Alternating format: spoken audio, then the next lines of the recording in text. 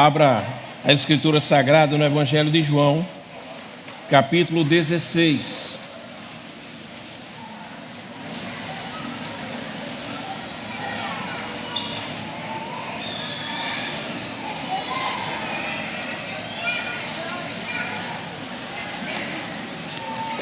Evangelho de João, capítulo 16.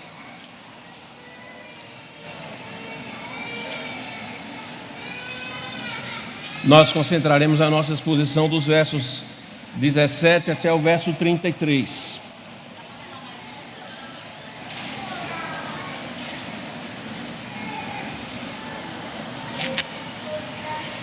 Irmãos, nós estamos nos despedindo da série de sermões biográficos quando os problemas aparecem. Lidamos com a profunda tristeza enfrentada por Elias, a tentação devastadora do rei Davi e as espadas que atravessaram a alma de Maria, a mãe de Jesus. Teríamos muitos outros personagens para trabalhar, mas e quanto aos nossos problemas? Como lidamos ou lidaremos com eles? Todos nós enfrentamos ou enfrentaremos problemas. Você pode até estar vivendo um momento de tranquilidade, boa saúde, finanças equilibradas, relacionamentos saudáveis, comunhão com a igreja. É uma questão de tempo. Os problemas certamente virão. Por que eu posso afirmar isso, irmãos? Bem, eu poderia justificar de várias maneiras. Poderia contar a história de cristãos que vivenciaram problemas difíceis. Se você não leu o livro A Graça é Maior, do reverendo Tiago Souza, eu aconselho a fazer isso. Poderia também justificar dizendo que você já sabe. Os problemas que enfrentamos ou tudo que sofremos é consequência da queda em pecado.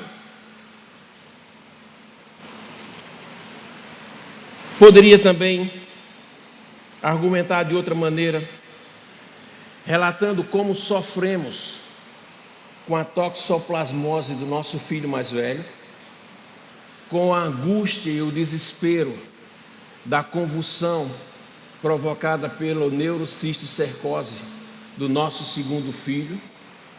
E se não bastasse, poderia argumentar contando o sofrimento com o nosso filho mais novo, quando aos 8 anos de idade foi diagnosticado com TOC, transtorno obsessivo compulsivo.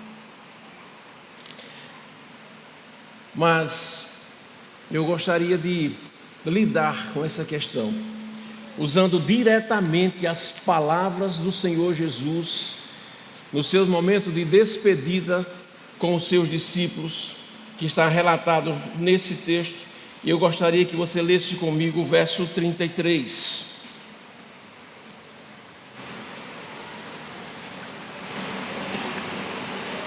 João capítulo 16, verso 33. Eu lhes disse essas coisas para que em mim vocês tenham paz. Neste mundo vocês terão aflições. Contudo, tenham ânimo. Eu venci o mundo. Ó Santo Espírito de Deus, estamos diante das Escrituras Sagradas. Reconhecemos as nossas limitações, a nossa pequenez. Não podemos compreendê-las, nem tampouco aplicá-las e praticá-las na nossa vida. Por isso carecemos da tua direção, carecemos da tua unção, da tua iluminação. Ilumina a minha mente, o meu coração, o coração dos meus irmãos, para que a tua palavra encontre guarida nas nossas vidas e possamos ser edificados e transformados por ela. É assim que nós te rogamos em nome de Jesus. Amém.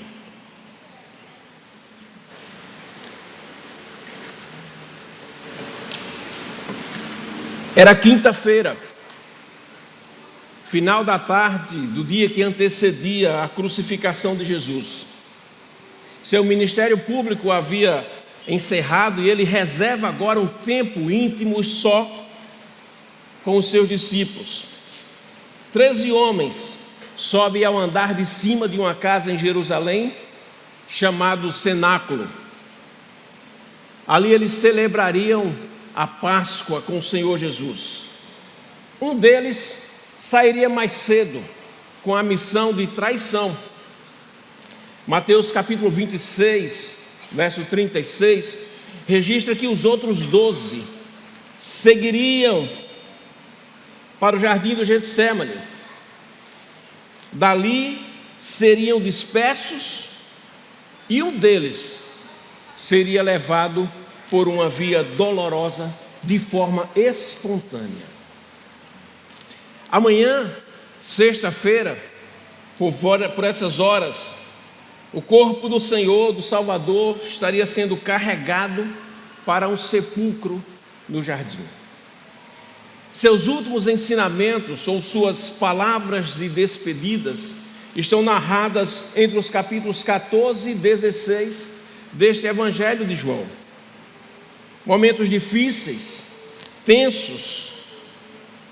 O mestre ensina aos seus discípulos sobre a tênue relação entre o sofrimento e o contentamento, sobre a tristeza e a alegria, a dor e a glória. Embora, irmãos, essas palavras tenham sido ditas a apenas 12 homens, há milhares de anos atrás, ainda assim, elas fazem parte da nossa realidade. Certamente para mim e para você, aflições virão, mas em Cristo, nossa vitória já foi conquistada. Essa é a grande mensagem que encontramos nesse texto. E se os problemas são reais, em Cristo, a vitória é certa. Como nós podemos então ter essa certeza? Veja comigo os versos 17 e 18. Porque a tristeza passageira será transformada em alegria permanente. Versos 17 e 18. Alguns dos seus discípulos disseram uns aos outros: o que ele quer dizer com isso? Mas um pouco e não me verão, um pouco mais e me verão de novo. E por que vou para o Pai? E perguntavam: que quer dizer um pouco mais? Não entendemos o que ele está dizendo. Que grande confusão Jesus causou na mente dos discípulos. Você já experimentou montar um quebra-cabeça de 1000 peças? No início é uma tremenda confusão. Aos poucos as peças vão se encaixando e aquela linda paisagem acontece. Ferguson escreveu que às vezes a confusão é um passo necessário à claridade. Foi assim com os discípulos. João nos permite escutar a conversa entre eles. Mas um pouco e não me verão, um pouco mais e me verão de novo. Não faz sentido. Parece que o problema dos discípulos aqui não era simplesmente um problema intelectual, nem mesmo com as palavras que Jesus estava falando para eles, porque o evangelista Marcos, capítulo 12, verso 37, nos diz que a grande multidão, todos eles ouviam com alegria, com prazer, as palavras de Jesus Cristo. Mas veja, ouvir é uma coisa, entendê-las é outra coisa bem diferente. Como a grande multidão, parece que o problema dos discípulos era espiritual. Eles não tinham entendimento para discernir aquilo que o Senhor Jesus estava ensinando sobre o reino de Deus. Eles precisavam de iluminação. Eles já haviam sido ensinados sobre o Calvário e que Jesus voltaria para o Pai, mas não compreendiam o significado de mais um pouco e um pouco mais. A grande dificuldade dos discípulos estava em compreender o retorno de Jesus, o retorno através da sua ressurreição, o retorno através do Espírito Santo, a segunda vinda do Senhor Jesus. Os discípulos tinham dificuldade em compreender essas palavras do Senhor Jesus. Para nós, irmãos, que estamos há séculos de estudos e interpretação das Escrituras, as palavras de Jesus não parecem tão enigmáticas, mas para os discípulos que ouviram essas palavras naquele momento, esse era um problema real, entender as palavras de Jesus. A imagem que vem à mente é de pequenos grupos de discípulos perguntando uns aos outros: o que significa isso? Como isso se encaixa na mensagem que ele tem passado para nós até aqui? Então Jesus interrompe aquela confusa conversa entre eles, a fim de ajudá-los. Veja comigo versos 19 a 22. Jesus percebeu que desejavam interrogá-lo a respeito disso, pelo que lhes disse: vocês estão perguntando uns aos outros o que eu quis dizer quando falei mais um pouco e não me verão, um pouco mais e me verão de novo? Digo-lhes que certamente vocês chorarão e se lamentarão, mas o mundo se alegrará. Vocês se entristecerão, mas a tristeza de vocês se transformará em alegria. A mulher que está dando à luz sente dores, porque chegou a sua hora, mas quando o bebê nasce, ela esquece a angústia, por causa da alegria de ter nascido no mundo um menino. Assim acontece com vocês. Agora é hora de tristeza para vocês, mas eu os verei outra vez, e vocês se alegrarão, e ninguém lhes tirará essa alegria. Duas observações importantes. Primeiro, Jesus responde à necessidade deles, não à pergunta. De fato, Jesus sabe que eles não estão preparados para a tristeza profunda que se seguirá. Porém, quando ela chegar, não os pegarão de surpresa, não deverão entrar em turbulência, em pânico. A promessa de que a tristeza se transformará em alegria aliviaria os seus corações, não eliminaria, mas os ajudaria a passar por aqueles momentos com alegria, de forma madura, estável e consciente. Vocês se entristecerão, mas a tristeza de vocês se transformará em alegria. A analogia usada por Jesus para esclarecer aos seus discípulos é muito interessante, embora eu não possa explicá-la com conhecimento de causa, mas eu creio que algumas irmãs aqui entenderão bem mais do que nós, homens. Jesus disse: as dores de parto não são apenas aquilo que vem antes da criança nascer, são também o meio pelo qual a alegria de uma criança nascer vem. Que alegria quando as dores de parto acabam, que alegria quando a criança nasce. Aquilo que gera dor na mulher, o ato de dar à luz a um filho, é também o que gera a alegria.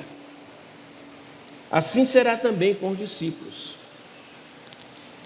Aquilo que geraria a tristeza dele, a cruz, a morte do seu Salvador, ao final seria a sua alegria. Uma alegria que não poderia ser tirada por ninguém. É assim que nós nos percebemos em meio aos nossos problemas. Nem sempre faz sentido. Como os discípulos, enfrentamos grande confusão. Fixamos nossos olhos apenas nas circunstâncias e não somos capazes de discernir espiritualmente qual o propósito do nosso sofrimento. Há uma profunda relação entre sofrimento e glória. Esse ensino ele é constante em todo o Novo Testamento. Mas que isso? A glória é produzida através da matéria-prima do sofrimento. Assim como a alegria de uma nova vida é produzida pelas dores de parto. Para nós cristãos, há significado até em meio aos nossos sofrimentos. Essa também foi a realidade do Senhor Jesus. O escritor dos Hebreus, capítulo 12, verso 2, nos diz assim: ele, pela alegria que lhe fora proposta, suportou a cruz, desprezando a vergonha, e assentou-se à destra do trono de Deus. Compreender o por um pouco de Jesus sustentaria os discípulos em meio aos seus sofrimentos. Quem pode explicar, irmãos, o sofrimento de um indefeso bebê que acabou de nascer e já enfrenta dificuldades para sobreviver, e a angústia de seus pais diante da impotência humana de não poder fazer nada para socorrê-lo? Ou quem pode explicar um adolescente que tem todas as oportunidades de estudar, de alcançar sucesso na sua vida, mas simplesmente não encontra motivação, ainda que lhe seja oferecida toda a ajuda possível? E tratando de ajuda, irmãos, os discípulos buscaram ajuda entre eles. Viviam as mesmas lutas, as mesmas angústias, as mesmas dúvidas. No entanto, pararam para ouvir e ajudar um ao outro. Onde nós buscamos ajuda quando enfrentamos os nossos problemas em meio às nossas dificuldades? A quem buscamos ouvir? Quem terá respostas para os nossos questionamentos? Compartilhamos com os nossos irmãos do PG? Procuramos ajuda entre os presbíteros e os pastores da igreja? Nós nos sentimos assim, irmãos. Eu e Mary, em um sábado pela manhã, no quarto do hospital, quando nosso filho, segundo filho, tomava forte medicação na veia, nós orávamos ali, chorávamos e questionávamos: por que, Senhor? Por que conosco? Por que com nosso filho? Por que, Senhor? Naquela manhã nós recebemos uma ligação. Uma irmã nos disse assim: não aceitem essa enfermidade, porque ela não vem de Deus. Imagina, irmãos, que confusão isso gerou no nosso coração.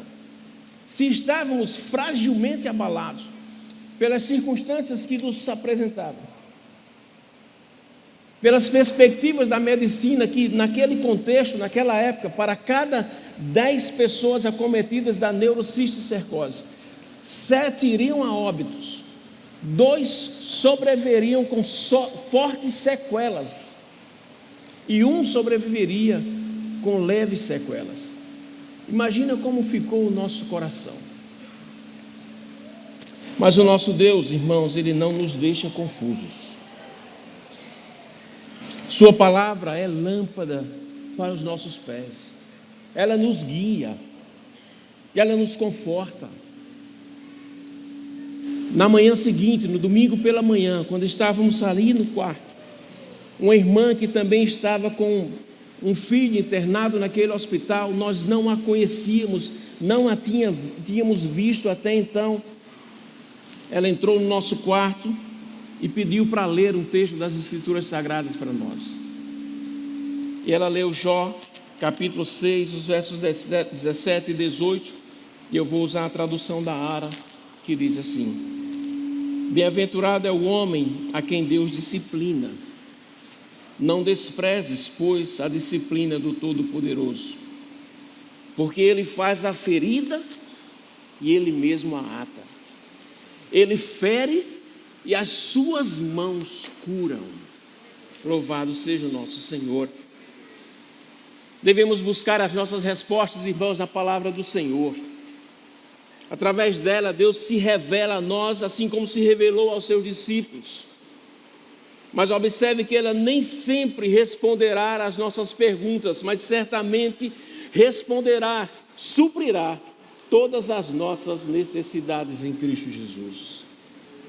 D.A. Carson afirma que Jesus associa a alegria do cristão a um relacionamento pessoal de obediência a Cristo. É impossível experimentar alegria sem o compromisso obediente.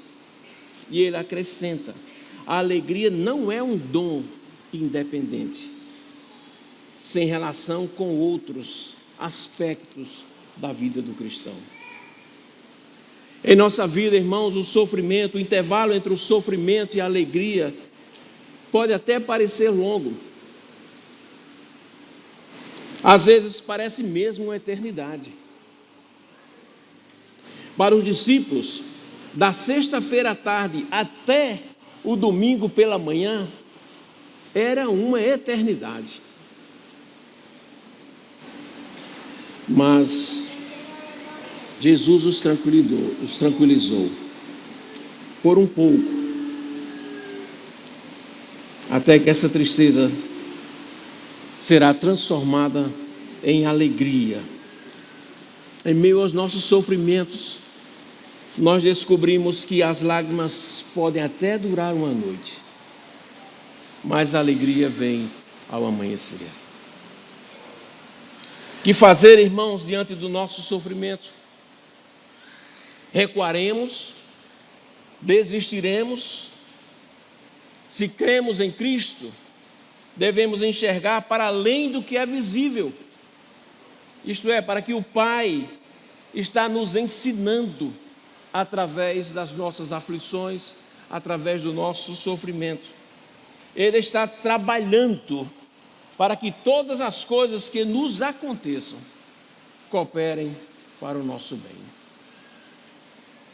E se os problemas são reais, a nossa vitória é certa porque temos um Pai que nos ama. Observe comigo duas importantes bênçãos anunciadas por Jesus aos seus discípulos.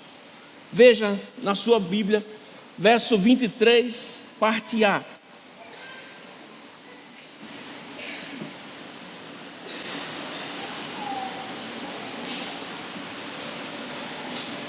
Naquele dia, vocês não me perguntarão mais nada. Aqui Jesus anuncia aos seus discípulos a iluminação do entendimento. Os discípulos buscavam entre si respostas para os ensinos de Jesus. O que seria deles sem o seu mestre? Quem os guiaria? Quem os aconselharia quando ele não estivesse mais entre os seus discípulos?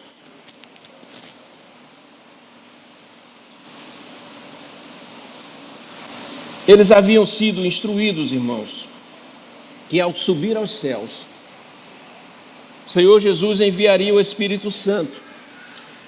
Esse teria o ministério de convencer o mundo do pecado, da justiça e do juízo, mas também de guiar os discípulos em toda a verdade. Segunda bênção que o Senhor Jesus anuncia aos seus discípulos é que eles teriam o privilégio de ir diretamente ao Pai. Veja comigo versos 23b e 24. Eu lhes asseguro que meu Pai lhes dará tudo o que pedirem em meu nome. Até agora vocês nada pediram em meu nome. Pedi e recebereis, para que a vossa alegria seja completa. Os discípulos agora iriam diretamente ao Pai, e quando fossem, usariam o nome do Senhor Jesus, e o Pai os responderia. Eles nunca haviam orado: Pai nosso, te pedimos em nome de Jesus. Na verdade, ninguém havia orado assim antes, porque o ministério de mediação do Senhor Jesus ainda não havia sido completado. A ênfase aqui está na expressão em meu nome. Pela mediação do Senhor Jesus, a oração dos discípulos seria atendida pelo Pai. Mas ainda havia algo a ser ensinado por Jesus aos seus discípulos. Veja comigo, por favor, os versos 25 a 28. Jesus passa a falar claramente aos seus discípulos. E ele diz assim: embora eu tenha falado por meio de figuras, vem a hora em que não usarei mais esse tipo de linguagem, mas lhes falarei abertamente a respeito de meu Pai. Nesse dia vocês pedirão em meu nome.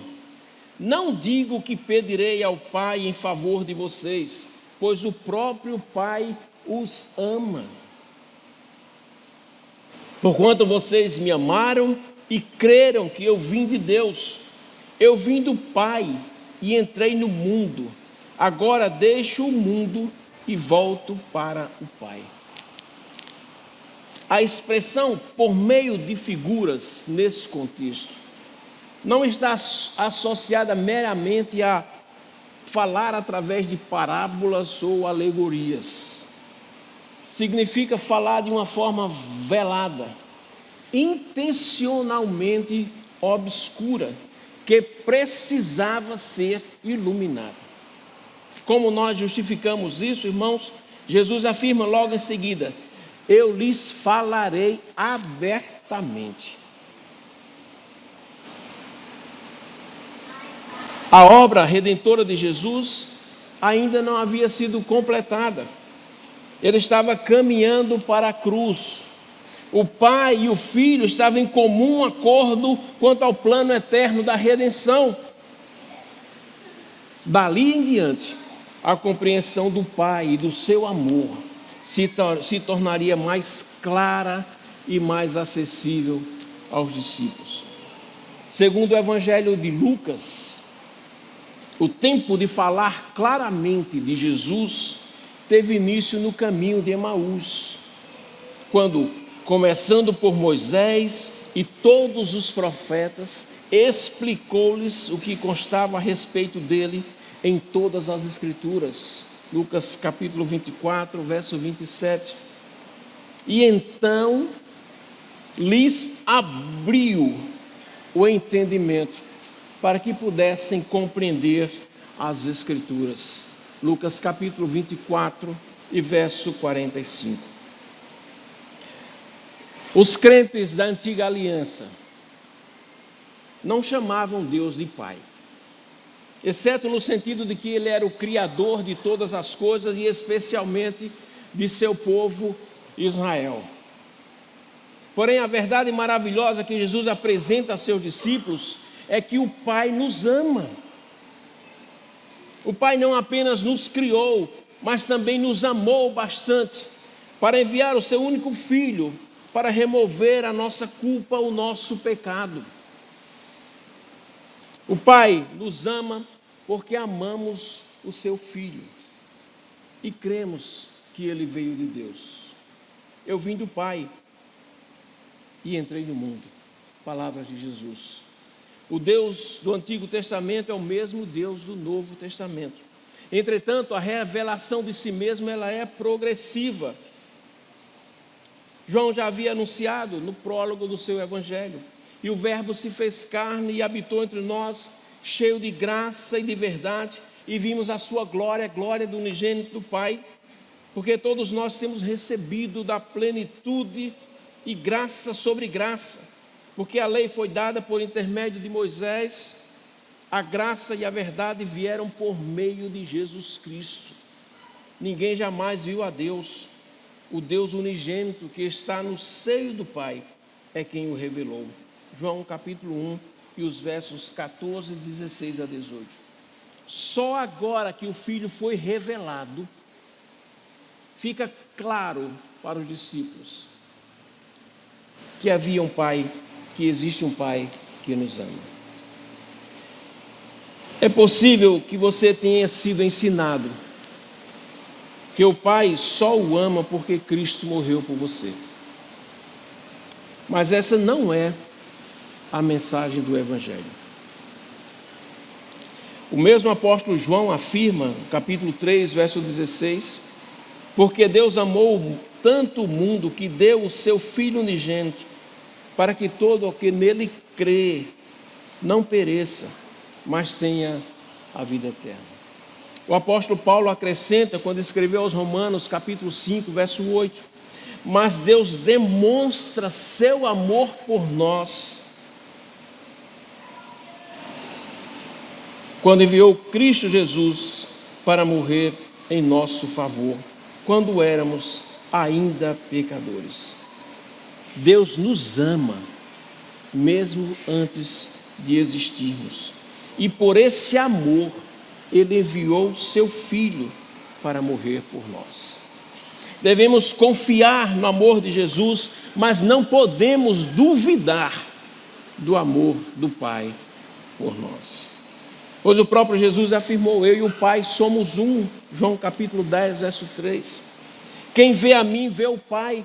João capítulo 14, verso 9. E o próprio Pai vos ama. João 16, verso 27. Essas são palavras simples, irmãos, que devemos dizer ao nosso coração todos os dias. Elas nos transformarão, elas nos trarão paz em meio às nossas aflições. Por algum instante, você já duvidou do amor do Pai por você? Os discípulos precisavam de iluminação do Espírito Santo para entender as palavras de Jesus. Um pouco mais e todos os seus questionamentos seriam esclarecidos. Entenderiam por que Jesus precisava morrer, como aquilo que lhes traria tristeza seria transformado em alegria. Pedro não mais perguntaria ao Senhor: para onde vais, Senhor? Nem Tomé diria: Senhor, mostra-nos o caminho. Filipe agora teria visto o Pai.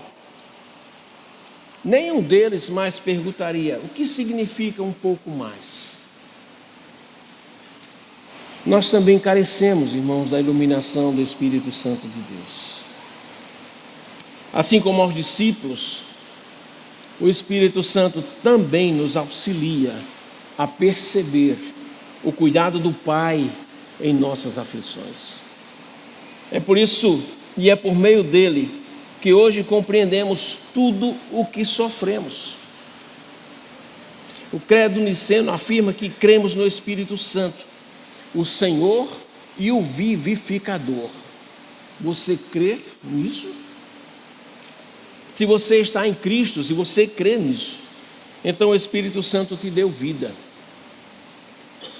Os temores que te perseguem não precisam consumi-lo. O pecado que te atormenta não terá vitória sobre você. Não precisamos duvidar que um pouco mais e a nossa tristeza será transformada em uma alegria que ninguém poderá tirar de nós.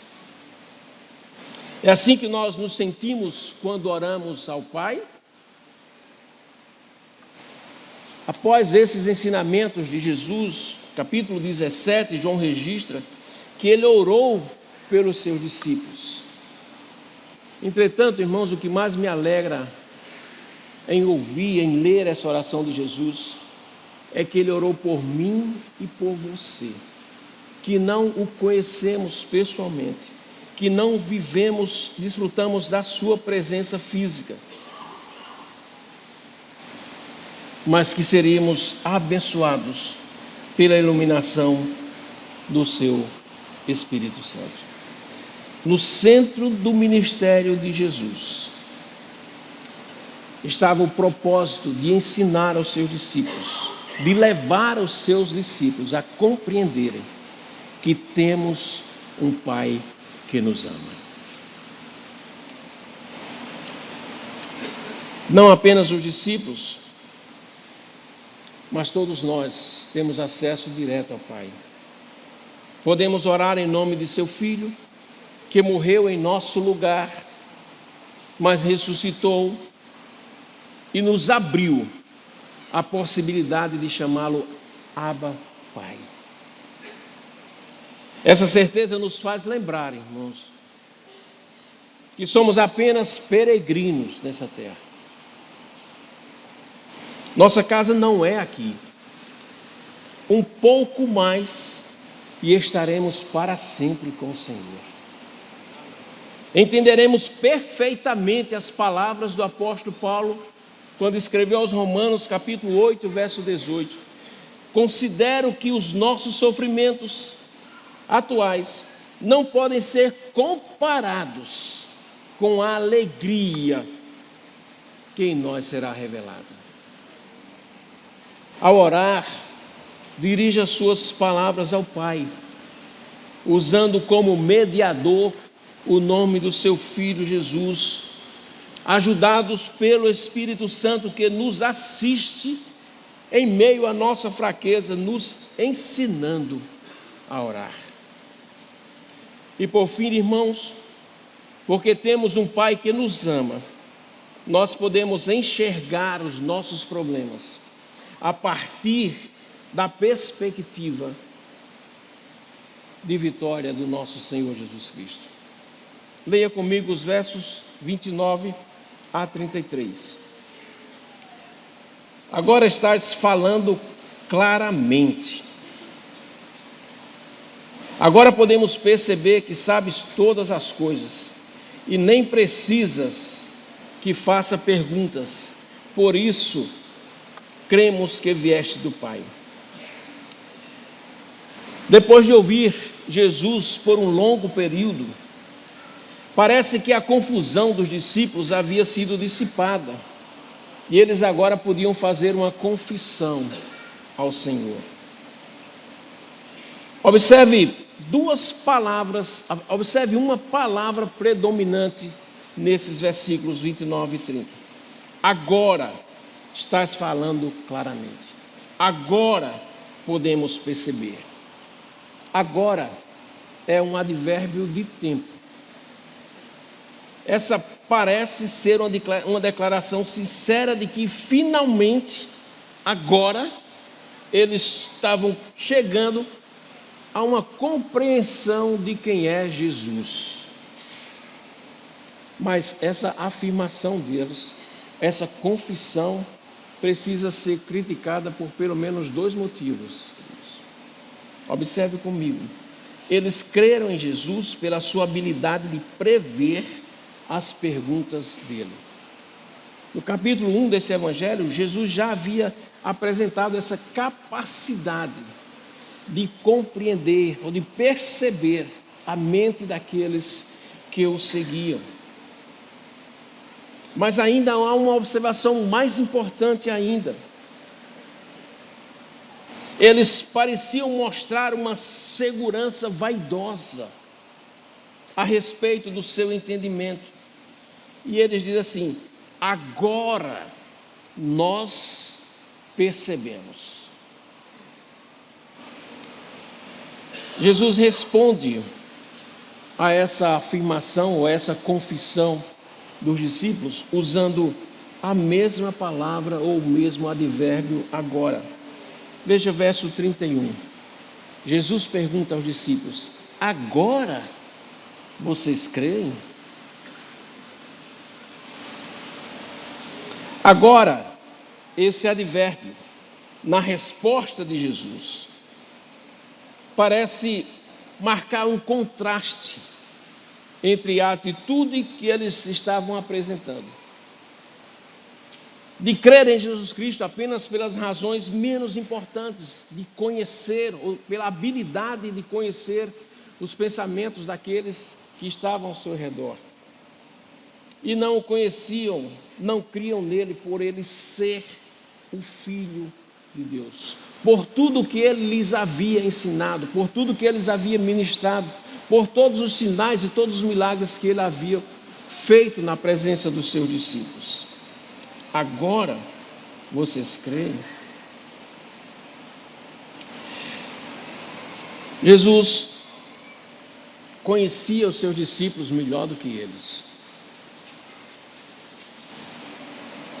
Sabia das dificuldades que ele enfrentava. Ele já ouvira Pedro dizer que não negaria, mas o negou facilmente. Jesus ouvira os seus discípulos dizer que não o abandonariam, mas o deixaram sozinho, suando gotas de sangue, enquanto orava ao Pai. Prometeram que estariam com ele até a sua morte, mas apenas João seguiu até ao Calvário, acompanhando a sua mãe. Por isso Jesus continuou. Veja verso 32. Aproxima-se a hora, e já chegou, quando vocês serão espalhados, cada um para a sua casa. Vocês me deixarão sozinho, mas eu não estou sozinho, pois o meu Pai está comigo. Os discípulos creram em Jesus, irmãos. Ele mesmo afirmou isso quando orou por eles, no capítulo 17, verso 8, ele diz assim: pois eu lhes transmiti as palavras que me deste, e eles aceitaram. Eles reconheceram que de fato eu vim de ti, e creram que me enviaste. Ainda assim, irmãos, eles estavam inseguros, não conseguiam apreender tudo o que Jesus lhes transmitia. Um pouco mais e a cruz, o ápice da graça de Deus, mudaria toda a história da humanidade e do povo de Deus. Mas os discípulos se perguntaram: por que a necessidade da morte? Por que Jesus precisa padecer? Pedro já havia tentado dissuadi-lo dessa ideia, e Jesus o repreendeu. Mateus capítulo 16, os versos 21 a 23, registra isso. Era difícil para os discípulos compreender que o Natal só faria sentido na Páscoa. Sem morte não há ressurreição. Sem ressurreição não há evangelho. Sem evangelho não há redenção. Somente um homem poderia cumprir esse propósito de Deus: Jesus Cristo, seu Filho. Jesus finaliza seu discurso de despedida aos discípulos de forma semelhante à que ele começou. Jesus começou o seu discurso no capítulo 14, verso 1, dizendo assim aos discípulos: não se perturbe o coração de vocês, creia em Deus, creia também em mim. E agora, no verso 33, ele diz a seus discípulos: eu lhes disse essas coisas para que em mim vocês tenham paz. Neste mundo vocês terão aflições, contudo tenham ânimo, eu venci o mundo. Ambas as afirmações, tanto no início como no final do discurso de Jesus, elas se concentravam na pessoa do Senhor Jesus. Essa foi a grande mensagem que ele transmitiu aos seus discípulos. Precisamos olhar para o mundo, para os seus problemas, para as aflições e tribulações, através da perspectiva de Jesus e do seu triunfo na cruz do Calvário. Na cruz, as palavras "eu venci o mundo" foram chanceladas por "está consumado". Como nós enxergamos o mundo, irmãos, a partir da morte, da ressurreição e da exaltação triunfante do Senhor Jesus? Por um lado, o mundo jaz no maligno. Por outro lado, é esse mesmo mundo que Deus amou bastante, que enviou seu Filho para redimi-lo. Por um lado, esse mundo rejeitou e matou o Salvador. Contudo, essa morte derrotou o príncipe desse mundo. Se por um lado o mundo significa tribulação, viver pela fé em Cristo Jesus nos capacita a suportar, a vencer as aflições e as nossas tribulações. Porque Ele venceu. Ele é o vencedor. Ele nos dá ânimo. A vitória sobre todas as nossas tribulações foi conquistada de uma vez por todas por Cristo Jesus na cruz do Calvário. Seremos ingênuos se pensássemos que entendemos todas as coisas que nos acontecem. Porém, Tiago nos adverte, capítulo 1, versos 2 e 3. Meus irmãos, considerem motivo de grande alegria o fato de passarem por diversas provações, pois vocês sabem que a prova da vossa fé produz perseverança. Devemos ser mais felizes por nossos momentos de provações do que pelos bons momentos. Porque as lutas e as provações, elas sempre são mais produtivas espiritualmente.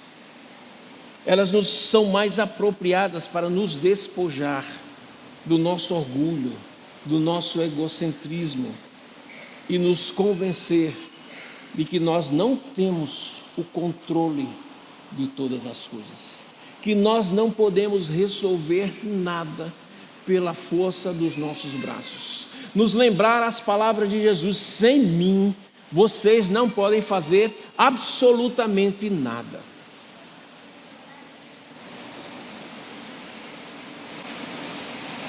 O chamado para ter ânimo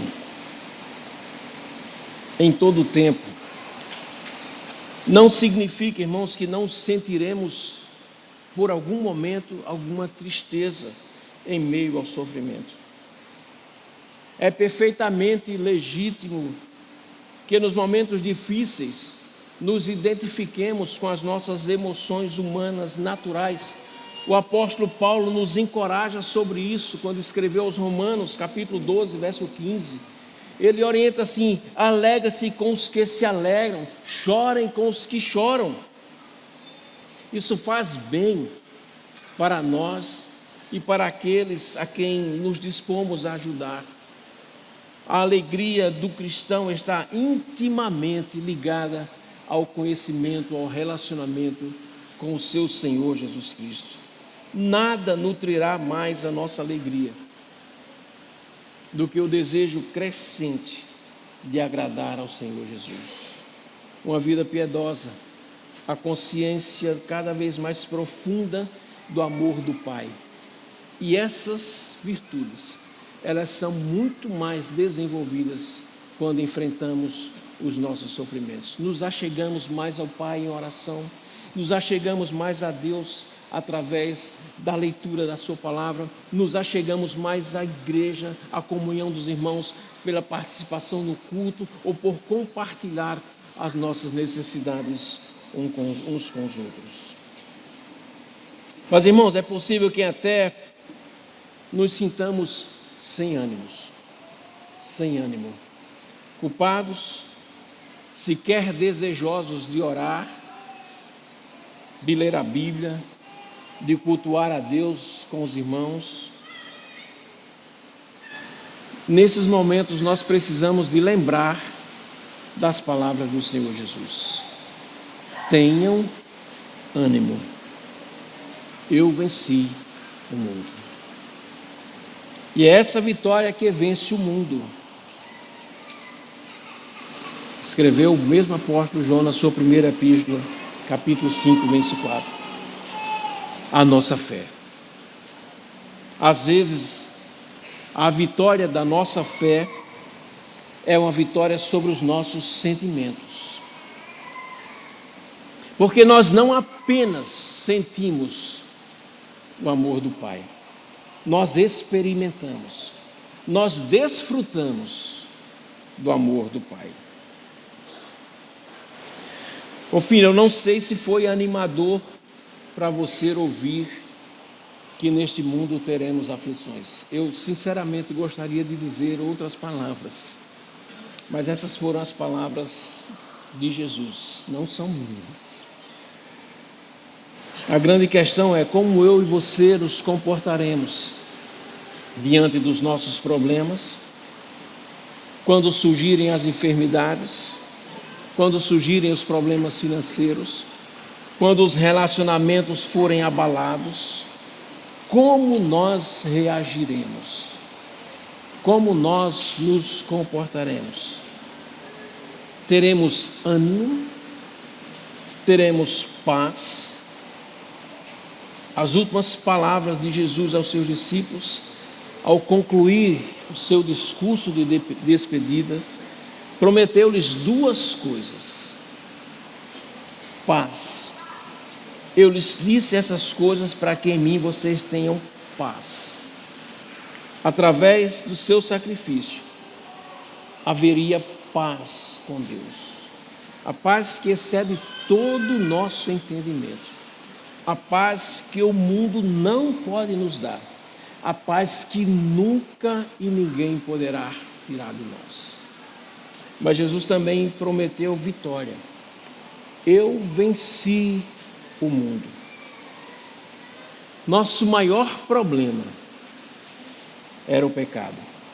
Na cruz, ele foi vencido pelo nosso Senhor Jesus.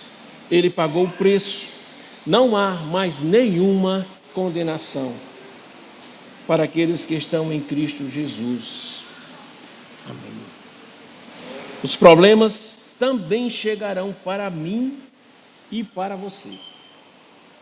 Que precisamos, irmãos, nos assegurar das palavras de Jesus. Ele suprirá todas as nossas necessidades. Ele nos ajudará a vencer a tristeza profunda, a resistir à tentação devastadora, a suportar com alegria as espadas que atravessam a nossa alma. Ele enxugará dos nossos olhos toda lágrima. Em Cristo Jesus somos mais que vencedores. Porque Ele venceu, nós também venceremos. E um pouco mais, nossa alegria será completa, eterna, com o nosso Senhor Jesus. Amém? Baixe sua cabeça, feche os seus olhos e por um instante responda em oração aquilo que o Senhor falou ao seu coração nesta manhã.